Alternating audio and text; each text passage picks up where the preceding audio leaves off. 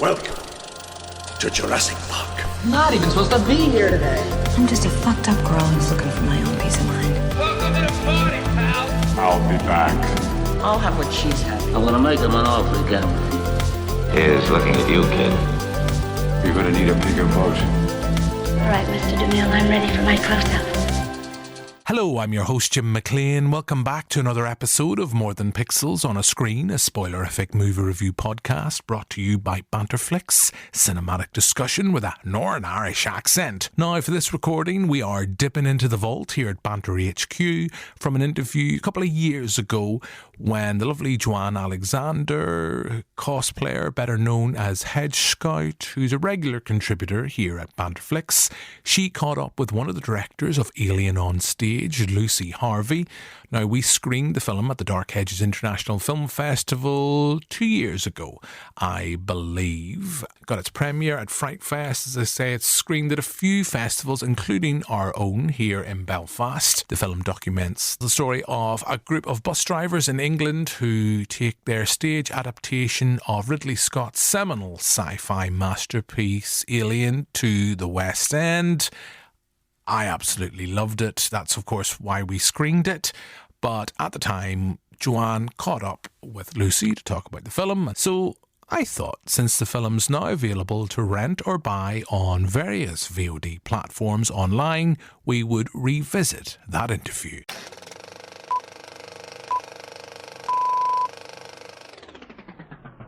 Hello and welcome to Dark Hedges International Film Festival. I'm Ripley, aka Joanne, and joining me tonight on board the Nostromo is Lucy Harvey. Lucy, hello. Hello, it's a pleasure to be aboard the Nostromo. This is my second time on the Nostromo. Well, I see that's rare because nobody ever makes it back to the Nostromo again. I know. I managed to get in the escape pod at the end. What did you do? Did you kick Jonesy out or something? Is that how you made the room? Well, I'll let you into a little bit of insight. When we did the Kickstarter campaign, I somehow managed to get to a screening of the 40th anniversary of Alien, the HD kind of like super duper remastered version in a cinema in Barcelona. And I bumped into some Alien fans and everyone in costume. And one of them has a replica Nostromo in the centre of Barcelona in an old shop. Wow. So yes, I talked him into letting me film there for free, and I filmed little vignettes, fake scenes from the original Alien to promote our Kickstarter. And the last one that I did was me as Ripley in her vest and pants, and Jonesy makes an appearance attached to my crotch. There's definitely a pussy joke in there, and Jim told me earlier from Banterflix to try and keep it reasonably clean, but I'm sorry, Jim. That's the first double entendre of the night. I had to milk it because I thought, this is our last week, we need everyone to give us as much money as possible. I know if it works for Alien, it'll work for us. I'll just get in my pants. And I was in a replica of the escape pod in my vest and pants, in a wig that looks much like your hair at the moment. And it was very suitable. And I found a little ginger cat and I wrote on the back of my pants, back. And then I turned around and on the front of my pants was Jonesy holding a sign that says share. Pretty much looked like that, yeah. Yes, it's that Jonesy, yes. Brilliant. Well, yeah. I mean, before we get into Alien on Stage, I am so excited about this. As an Alien fan, it appealed to me so much. But before we get into the documentary and before you tell us all about it, let's see a clip.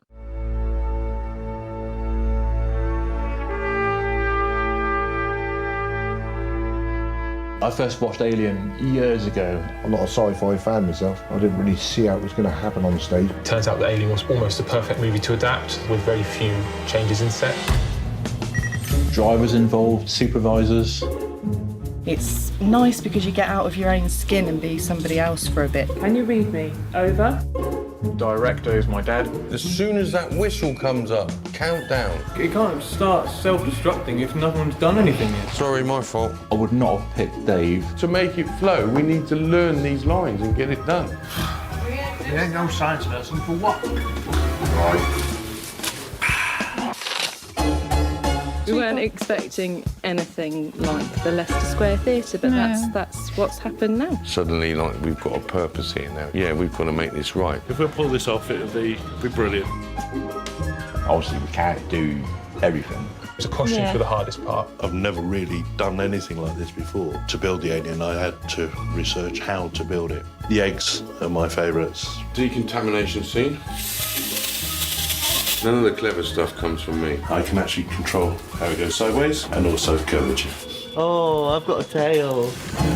I'm just the stunt person, just get my head knocked.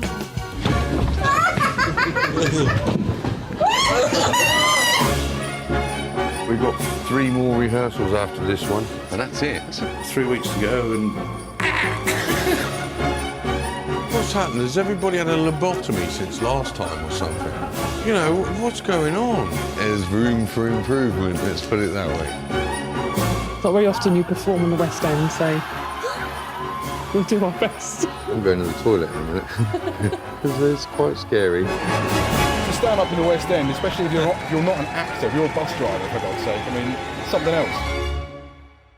And welcome back. And that was Alien on stage. Lucy, can you tell us a bit about it? Because it looks so much fun. Where do you want to start? There's just too many elements, aren't there? Yeah, well, you have the documentary, and it's the story of how these bus drivers make it to Leicester Square. But you get to the very end of the film, if you don't mind me jumping to the end, and your story's there, and Danielle's story is there. Yeah. And that's the bit that fascinated me as much as the film. So I thought if we maybe could sort of dive into that a bit, and if you could give us let us know what the film's about and what it means to you. Yeah, absolutely. Well, it's just one of those fluky things that happened in our lives. It was never intended. I was living in London with a group of housemates. There was quite a few of us all living together, and one of our friends fell in love with a girl from Dorset, and then came back to London with a photograph of a poster that he saw on the notice board in a village, and it said Alien, a stage adaptation, amateur production. And he was just like, what do you think this is all about? And we got quite obsessed. And on the poster it told us that they had a blog, so we followed their blog for weeks, and it became a bit of an obsession. When we were all together, we would have another look at their blog, excitedly waiting for rehearsal videos to pop up. And they would give us like little clips of them rehearsing, but it didn't give us any indication of how they were going to make it happen. There was no costumes, no set, no scenery, no insight into the props or the alien or any of that. It was just a group of bus drivers and their friends in their normal clothes, running off lines of dialogue, taking the mickey out of each other. So we were just completely intrigued, and found it really fascinating and charming and brilliant. And it got to the point where we were fully aware that they only had 4 shows, a Friday and a Saturday, and then the following Friday and Saturday. And our friend who originally saw the poster was definitely going on their last Friday show. And then another friend of mine, and he and I were hung over on a Saturday in the first weekend of their shows on our couch, and looked at each other, and he's like, do you realise if I don't go to Dorset tonight, I'll never see this show? Well, because he's busy, he's a musician, so he's working all the time. So we had another look at the blog and kind of convinced ourselves it's probably crazy to drive all the way to Dorset. It's like a 3.5 hour drive. And then we kind of looked at each other again and we're like, we should go. And so we just literally ran to the station and then got the train to his car, which was like 20 minutes train drive, and then bombed it 100 miles an hour to Dorset, just in time to get the curtains open and watch their version of Alien, and everything's rest is history.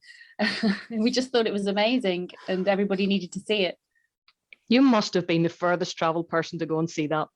Yeah, they thought we were mental. Like, we were like, you're mental. Like, that's incredible what you've done. They're like, who are these crazy people? Like, what are they doing here? So it ended up being like a mutual appreciation for each other's like crazy, eccentric take on things. Yeah, and then you brought more people back again the next time. Exactly. So I knew there was a week between now and the next show. I wrote them a review because I was just so enthralled by what a brilliant combination of things their show was, to help my friends understand what this was, because no one would understand it unless they'd seen it. So I wanted everyone to understand what it was. So I wrote them a review, a bit of a piss take review, as in taking the mickey out of, high-end theatre critics. And they loved the review I wrote. And I managed to convince 10 of our friends to come with us the following weekend. And we hired a minibus, but failed to calculate that the minibus goes about 40 kilometres slower than the car. So we realised we were going to be late. So by this time I'd already got Dave's number because we booked our tickets in advance, and he was excited that we were all coming from London. So they had to hold the curtain for that lot from London that were 20 minutes late. The big city lights. Yeah. And when we got into the theatre, the people that were there were whispering about us, and we had like front row seats reserved, and we had to walk through the village hall amongst the locals. And oh, it's that lot from London making us wait. So good. I mean, what was the attendance like at the actual stage event? Very low. I think they could have, I don't know. I worked out the percentage is like 20% of what they could have over the 4 shows, like 20% of the seats they could have filled. When I was there was hardly anyone in the audience, and the first night there was hardly anyone. I think the Friday night when we were there, we brought 10 people, and there was maybe a few more people there than normal, so that was a slightly busier night.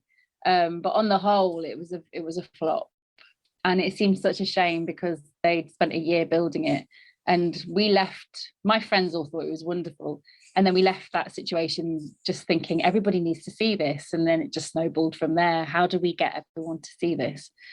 And it was just a serendipitous series of events. Like there was no effort made on my part, just enthusiasm. So it's like I wrote them a review. I got excited, got some friends to see it. They loved it. I made the bold move to suggest to them if they could all get another day off work, because Dave, the director, is the shift manager, so he had the power to make sure they all had the time off. See, that's how that worked out. Yeah, I did see mention of they had to get all the they had to get a date that actually suited, because they all had to be off work. Yeah, because the shock is whenever the movie starts or the documentary starts, you see bus parts moving, and there's this double decker. I'm thinking, what exactly is going on? Because I deliberately didn't read anything about it, because I wanted to see what it was like for myself, without seeing anybody else's responses to it. So the fact that they were bus drivers completely confused me initially to start off with, and then I just fell in love with them. I thought they were such a fascinating bunch of people, very dry-witted. That sort of like, you know what, this is happening. We're doing this. It's alien. Sure, what's the big deal about it? Yeah. and especially the two that play Brett and Parker, they're like a sort of a mini stand-up on their own. It's funny actually that they play Brett and Parker, because you can actually just imagine them as those two characters in real life. Ask them what the bonus situation is in union negotiations. Exactly. The parallels were fantastic. When we started filming, I was like, the parallels here are just endless, and the contrasts. And I just was like, this is brilliant. This is gold. And then we had the genius idea of filming in the bus garage when we were allowed to film around the bus station. And I was like, it looks like the Nostromo. We could just parallel spaceships and buses and, really have fun with it. And it just works. It's really great. They're blue collar workers, like the haulage, workers on the Nostromo. It just, as you say, they seem so well suited for their roles as well. Like Luke was casting. I think Luke and Dave probably did the casting. And they just chose everybody so well, and the parallels there just worked really well as well. Yeah, because Ripley she is such a very calm person. I just try and remember Lydia. Yeah, she's perfect for Ripley because she's calm and she's direct, and at the moment, at times you see her having a wee snigger to herself on stage, but it fits in so well. I know. I couldn't help but equate it actually in some ways to Rocky Horror, and I know other people have probably said the same thing. But it would be perfect for a complete interaction with the audience. Exactly. That Rocky Horror does. The shouting out at certain times and bringing the audience bring props with them. And it has that feel about it. And I think in many ways, the fact that it doesn't take itself too seriously is perfect. Yeah. It's not hoity-toity and lovey darling. Obviously, the enthusiasm's there from everyone and the desire and the passion to get it right, but they don't take themselves seriously. I mean, what is it they say? If we make mistakes, it doesn't matter. We're bus drivers, which is, to be honest, I wish everybody thought that way, because I think it would be such a refreshing way to approach things. Yeah, you're so right. I mean, it's an interesting combination. The balance had to be exactly right, because they needed to play it straight for it to translate so beautifully. If they'd attempted to try and make it funny, it wouldn't have worked. And they're very conscious of that now, that the whole time they were rehearsing, up until the moment that me and my friends saw it, they thought they were doing a serious, thrilling, edge of your seat horror. Right. So, and because they put so much care and attention into all the details to make those effects as realistic as possible, meant it was just even more brilliant. And they weren't just going, well, it's only a comedy, we'll just do it slapdash. They put so much effort and attention into it that really made it work. And then playing it straight meant it just translated beautifully. And they had managed to kind of like vibe with the audience on the big show night in a way that seemed very professional. Like they gave a lot of space for the laughter, and I just thought, you guys are nailing this. And there was a fear that they wouldn't, because a lot could have gone wrong. It was just one of those magical moments where everything fell into place. But I mean, it could have been a disaster. Very, high chance that it could have been a disaster. I dare help it. I felt so sorry for them, because whenever you're watching the documentary, my heart was hammering in my chest, because they were getting ready for the Leicester Square production. And poor Dave, Dave, I think, was the hero of this show. He was absolutely phenomenal. I know he had military training, but I reckon even on deployment, that man wouldn't have faced anything as terrifying as trying to corral this bunch of cats into doing what it is that they're supposed to be doing. Literally, it was trying to herd a bunch of cats, because they were all over the place. And during that last performance as well, before Leicester Square, yeah, the rehearsal, they couldn't remember their words. They were all over the place. No, and that was Dave concerning. That was concerning for everybody. We were like, oh, yeah. Well, but whenever you whenever you go then to the table, they're all sitting having a smoke and a cup of tea and having a biscuit. And well, how did you think that went? I think that went okay. And that's so different from Dave. He's having a nervous breakdown. And everyone else is, yeah, it was great. They're out having a smoke and all out the back. Yeah, Dave carried all of that, and it definitely took its toll on him. He carried it, and he did it beautifully. He treated them all with such respect. He was a very gracious leader, Yes. And he's still charming. He's still enjoying the process. I mean, it really did knacker him out completely, but he's still very grateful to have that experience. Well, all credit to him, because he really brought the troops home with that one. It was magnificent. Yeah, he did. He was the perfect leader, but then everybody fulfilled their roles brilliantly. Like, they were all vital. Like, every single one of them was vital for it to work, and they all somehow pulled it out of the bag in their own way, and that was just incredible. It was perfect. Lambert made me chuckle so much. She was like somebody's aunt coming in to tell you off every so often. Let us in. Well, I can't say a goddamn thing. She was, and the accent, it was just perfect for it. And now I think when I go back to watching Alien the movie again, I'll not be able to take it serious. It'll just be impossible for me to take Alien serious. Yeah. And then of course we had Ash. What a shock! Ash is a woman. Yeah, and she smashed it too.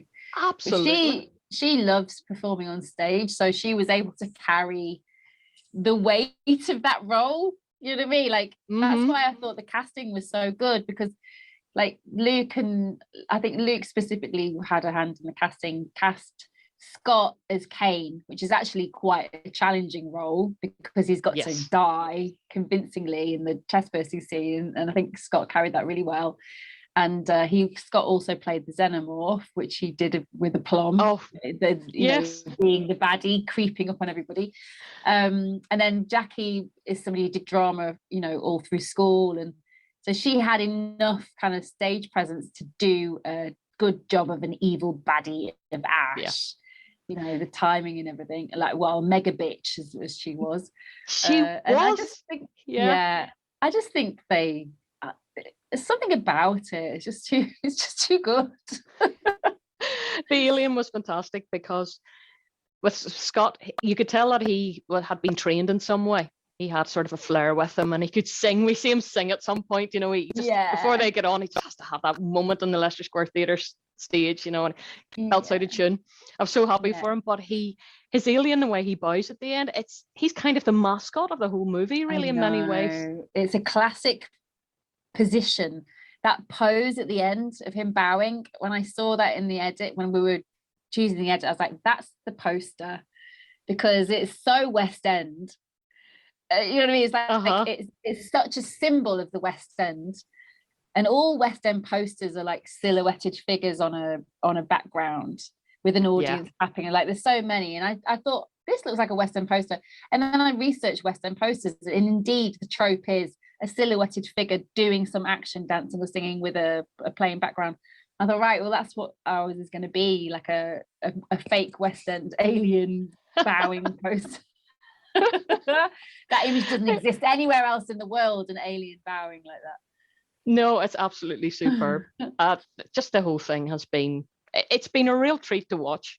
And I think why it's been so good to watch as well is that there's so much boring and depressing things out there, and suddenly we have a documentary that's all heart and that respects the characters that are in it, and don't put them down in any way, because quite often that is the case, that the documentary and it must be very difficult for anybody who stars in documentary when they see themselves back again and think, well, you took them, what we call over here, you took the mickey out of me. You were disrespectful, and you didn't listen to what I told you. You've represented me incorrectly. But the people, I'm sure they were absolutely delighted with how they came across. They are delighted, and we got lots of praise from them. We took the rough cut to them to get their blessing, but we knew we were doing the right thing from the get-go, because it was a very, very conscious decision to just hold them in the highest regard and not give in to the cynical idea that there needs to be conflict and there needs to be drama and you need to see somebody break down, and you know, it's like the tropes that you think make a good documentary. Just we rejected it wholeheartedly and decided that, you know, we love them and they deserve to be, you know, held up as heroes and to be shown how good they are, you know. And if there was any moments of stress or tension, it was so fleeting and such a minimal part of their success with each other. You know, we would have done them a disservice to highlight it, and it felt uncomfortable to do so. So we just decided that we were going to, you know, make it a love letter rather than an expose, you know. Yeah, that certainly came across, and that was definitely refreshing, because this X Factor sort of way that things are filmed, it's all, and this is so and so, and they have this really, really traumatic backstory, and this is them now, and it wasn't. It was a group of people, a group of friends, a group of work colleagues who actually came together and enjoyed something that was really magical and very, very special. Yeah. But the thing is, we wouldn't have got to see it without you and Danielle. Yeah, that's exactly. So really, this is who we should be thanking you. The audience should be thanking you, and the Paranoid players should be thanking you as well. Paranoid Dramatic Group. It's a mutual appreciation we have, because, you know, we wouldn't have been filmmakers if it wasn't for their story. Like, it wasn't something we were planning on doing anyway. This story needed to be told, and obviously it was us that was going to have to tell it. So that's why we became filmmakers. I mean, Danielle was trained as a filmmaker. She did it at uni, but she was doing like short kind of like promotional stuff for charities and corporate stuff. But she knew how to use a camera. She knew how to edit, use edit software. And I had lots of years experience teaching visual and popular culture, so I felt like I could grapple this with some ease, and I'm completely like immersed in British comedy, and I understand the sense of it. Like I just had the confidence of somebody who'd never made a documentary before that I could definitely do it. So Danielle and I made the perfect team. And that's how we became documentary filmmakers, because of the story. So we're, you know, eternally grateful to them for existing, you know, and they're eternally grateful for us for showing up and giving them a wider platform. And, you know, it's a feedback loop of gratitude. and well, it certainly does come through. And I just thought it would have also appealed as well to cosplayers, because if we get into the prop maker, let me see, Peter. Yeah, we mustn't not speak about Pete. He was amazing. Now, as a cosplayer, I understand the frenetic activity that goes on to try and get things together, so that they look the part, they work. How are they going to stand the test of time? And his imagination was superb. And it was so good to be able to see that, to see behind the scenes. Yeah, Pete really is the ultimate hero, because, you know, he was dealing with the money shots, if you were in film terms, on stage. Yes. You know, if what he created didn't work, then, you know, that's the payoff in their show, is if the chest burster will work, or if the face hugger will work, the egg will open, you know, the alien is convincing enough. And he just managed to do it so well, and he thoroughly enjoyed himself while he was doing it, and he'd never done anything like it before. In the doc, you'll see that he says he's only really made like model cars, and then had to kind of step into a whole new world of making, and, you know, spent ages on the internet researching, and then spent every waking hour, which is not many compared to most people, because he was working night shifts. He never had a day shift. He was always working night shifts. And then on his day off or between shifts, he would make the props, which is probably why it took him, the whole production took a long time to pull together. And they only ever rehearsed on a Sunday. So yeah, he really pulled out the stops and came up with some amazing, ingenious ideas. And the brilliant thing is, his latest idea for the chest burst had never been tested. He adapted it for the West End show, and I don't know if you picked that up in the documentary, but he never got a chance to test it. Did he not?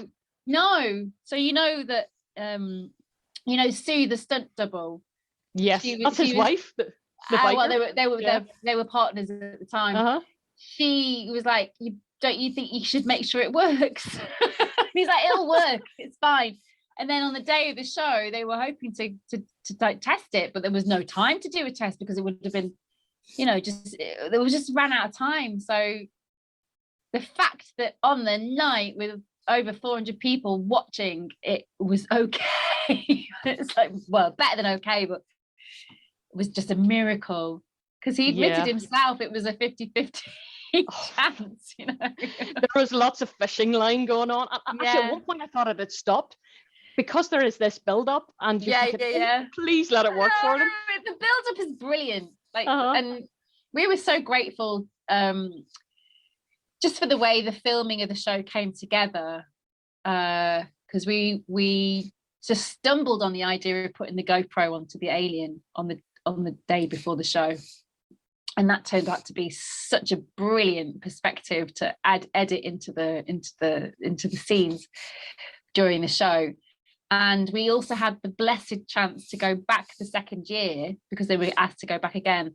And we did a lot of cutaways backstage, so different angles and close-ups of the props and the hands, because we, you know, the first night we filmed it, there's just a lot going on, and we didn't, you know, we kind of got a lot of the stuff, but there were certain elements that we managed to get the second year that meant when we edited the show footage, we could really build up the suspense between like different camera angles of what was happening when the chest burster was going to burst. So it just made it even better. So we were very lucky that they got us back, because it just improved the final edit no end. That's amazing, because I simply thought you'd got it all from their very first night. It comes across that way. Yeah, well, that was, you know, us trying to be clever. Well, it works. Do you know the way that you build it up as well, the suspense? The gang are asked, would you like to do the Leicester Theatre? A couple of them have been crying, apparently, by all accounts, because it's so emotional for them. The rest are, oh yeah, that would be quite good. And then there's the build up to whenever they go and the nerves start to take hold of even the ones that were very calm about it all before and they were blasé about it. Yeah. Suddenly everybody's at the Leicester Square Theatre. They walk in. It's a huge place compared to what they've been working in before. Yeah. They've got, and they stay in the comedy bit was the hotel that they're staying in is tiny, tiny, tiny, typical London place. So cheap. And then they walk into Leicester. So they've come from this hotel, which is 2-star accommodation, and suddenly they go into Leicester Square Theatre, where everybody has played. I mean, it's a major, major deal. Whenever it's first announced in the documentary, I personally gasped. I thought, really? You got them to Leicester Square Theatre? That is phenomenal. And your story at the end as well, how it describes, if you would tell us how you actually got into Leicester Square. Well, that was a fluke. So I told you that I wrote a review and then I convinced, after we went to see the show a second time, I presented the idea of doing another date, and then had the vague idea that I would like rent the working men's club on my street and then just get like 100 friends or something like that. That was the plan. And at the time, I kind of quite liked Facebook as a form of communication. I feel differently now. But at the time, I put a message on Facebook just after I'd written the review and we went to see the show again. I was like, the bus drivers are coming. We've got a date. I just need to find a venue. And then some friend of a friend who's got a bar in Soho sent me a private message with an email saying, contact this person. And so I sent them my review and the story of how we discovered these people and how much they, it'd be amazing for them to get a better audience and the date that they were available. And the person got back to me, and he was the owner of the Leicester Square Theatre, and said, yeah, we've got a slot free on that day. I would love to have them. And that was it. That's all I had to do. But he used to be a bus driver. Isn't that correct? That's right. How did you know that? I read the ending. Yeah. That's the bit that intrigued me as well. I thought, here we go. We've seen how the players, how they've got there and what they've done. But then it's almost like a mini documentary at the very end. All this text done in the mother font. Yeah. And it explains about what you had done and the bus ride down to up to Dorset, up or down, whatever direction you're going. Down. To Dorset. down to Dorset. Yeah. And how you got together. And then it mentions the fact that the Leicester Square Theatre manager had been a bus driver. So you couldn't have got a better hook for that guy. He must have thought. No, it was pretty. I just think the whole journey has been so serendipitous and so positive. It's like we've struck on something that everybody's going to love and nobody seems to want to say no to, apart from maybe the first festival we entered the documentary to said no, and then pretty much all of them said yes after that. So we were like, oh, okay, well, let's see if we get into another one. And then it's just like, we've got into all of them. Yeah, and it's done so well. In fact, your documentary is opening up the Dark Hedges International Film Festival. Yeah. So it's the opener for it. Thank you. And then immediately afterwards, there's Alien. Perfect. So you've got the really good one, and then you've got the other one afterwards. The benchmark, and then the prototype. Yeah, exactly. You know what I mean? Okay, admittedly, the effects aren't as good in Alien, and the comedy's not there. It's not quite the same, but so yeah, it's going to be a really good vibe. Yeah. I wish I could be there. I really do. It's a bit of a shame that there were so many festivals that we aren't able to attend. And with the restrictions and the having to do all the stuff with them, it's like, makes life very difficult to move around. So yeah, I'm really grateful that we're the opening show at Dark Hedges, and I hope you all have a blast watching it. And also, if someone watches this interview and then goes and sees it, please get in touch with us on Twitter and Facebook and Instagram. We don't have many followers, but it really makes a difference when the audience reaches out, because a lot of the cast and crew are on there, and they'll respond and receive your well wishes and They love it. So it's nice to reach out to them. It's Alien on Stage Doc. That's our handle. Yeah. And actually, I found you earlier on Twitter because Banterflix had actually mentioned about this and about the show next week, and I had put underneath it, really, really enjoyed it. I'm Hedgescout on that, and Rosie came back and said, "Oh, thank you very much." I said, "Oh, your Ash was fantastic." Jackie? Is it Jackie? Sorry, yes. Yeah. Jackie Rowe. Yes, sorry. Jackie Rowe, yeah. Rosie Jack. Yeah, Rosie Jack. Yes. Well, there you go. There's your new name. I'm going to tell her she's Rosie Jack from now on. Rosie Jack. That's her stage name. Yeah. So she had come back on saying thanks very much. And so that's unusual. There you go. There's people in documentary that are interacting directly with the fans. Yeah. So that's gonna. They love it. It's a love fest. Yeah, definitely. I mean, for anybody watching this, go and see it. And I'm going to get the exact details because I've written them down. It's Monday the 25th at 7 p.m. in City Side Cinema. Make sure you book tickets, and you can get them from the Dark Hedges website. It's worth seeing. And then stay on and see Alien. As I say, it's not as good, but hey, you're there anyway. You might as well go and see this one. Slightly different vibe. Yeah. Do you know, it's really good as well that you're able to use the music from the film within it. Did you have any problems with copyright issues? Well, actually, we haven't. I don't think we've used that much music from the film. The stuff that they have in the show, we've used. And then we had a really amazing composer that we found called Alex Shisha. And he made us a couple of pieces along the theme of the Alien soundtrack that we interspersed here and there. And then later in the film's kind of like realization, we were given the blessed chance to have a polish edit by a professional crew in Canada called Definitive Film. Fate had it that we got picked up on Kickstarter by a guy called Adam F. Goldberg, who threw us £1,000 donation for the title of executive producer. We were so grateful, but then we found out that he really is an executive producer in Hollywood. A big one. Oh, wow. A big executive producer that loves geeky fan art things. So he's supported a couple of other indie films that he found on Kickstarter. So we just ticked his box. He sent us £1,000. He became our executive producer, and it wasn't until we finally finished the film that we found out what an influential person this guy was.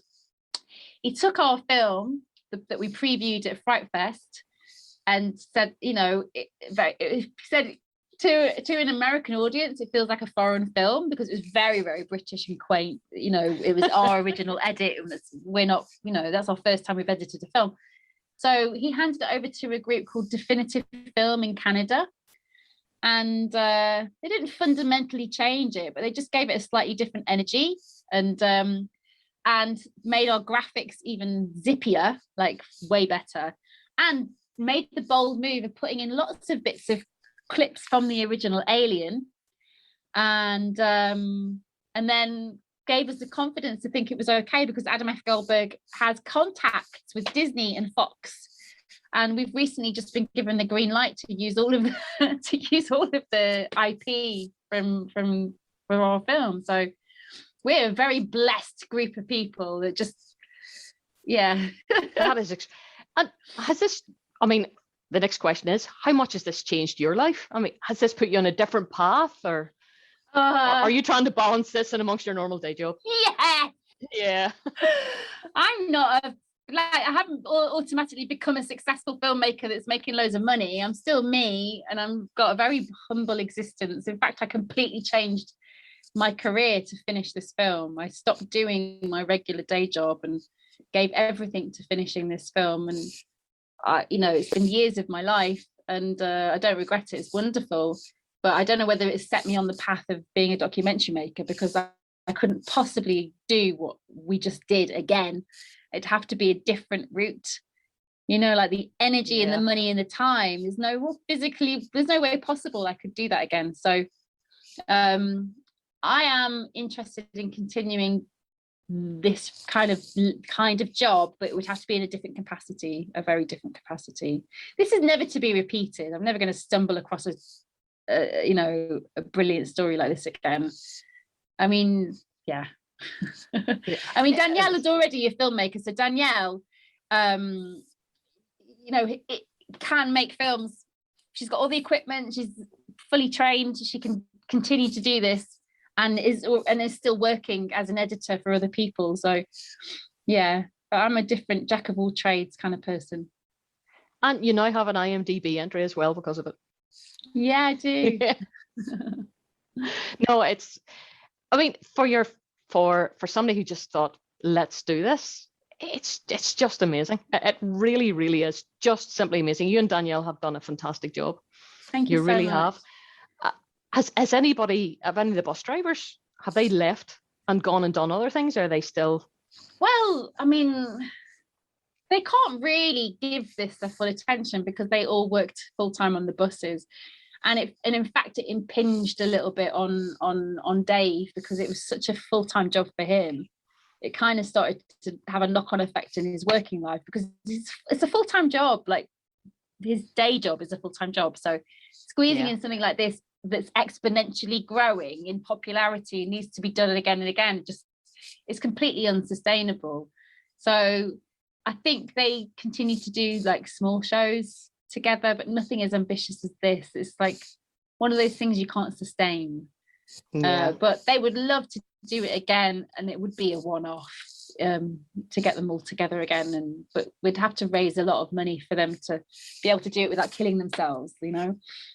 Yes, and it was all done in pre-plague times as well. Yes, in the before times. In the before times, yeah. Yeah, different story now. I mean, a bit of time's passed as well, so some of them have moved on, and you know, just because something's brilliant doesn't mean you have to keep doing it over and over again. Yeah, well, that's why we filmed it. Yeah, and that's what I liked, because you had seen throughout the documentary, you had seen them rehearsing. You didn't see the scenes properly until you got to Leicester Square. Yeah, we saved that. Yeah.